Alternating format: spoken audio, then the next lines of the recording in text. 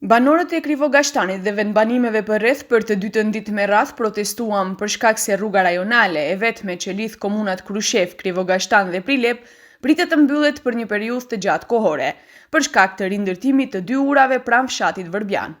Banorët janë kundër përdorimit të rrugëve të ngushta të fshatrave, të cilat nuk plotësojnë kritere për qarkullim të sigurt. Solucija da se движиме по некои други патишта кај каде носило кај Бршани.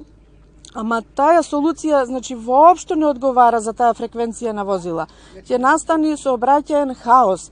Не дај Боже да треба амбулантна кола да дојди. Не се знае човекот дали ќе преживее дори да стаса до Прилеп. Значи децата од Врбјани одат во Кривогаштани. Зошто се должни тие да ги трпат овие работи? Për këtë situatë, foli edhe kryetari i komunës së Krivogashtanit, nga ku i u drejtua ndërmarrjes publike për rrugë shtetërore, prej të cilës ka kërkuar një zgjidhje alternative. Да дојда и изведувачите, и инвеститорите, заедно да седнеме на маса и да најдеме решение. Nga ndërmarrja publike për rrugë shtetërore kanë theksuar se punimet ndërtimore për sanimin e kësaj pjese të rrugës me gjatësi 920 metra janë drejt fundit dhe do të përfundojnë më së voni deri më 25 maj.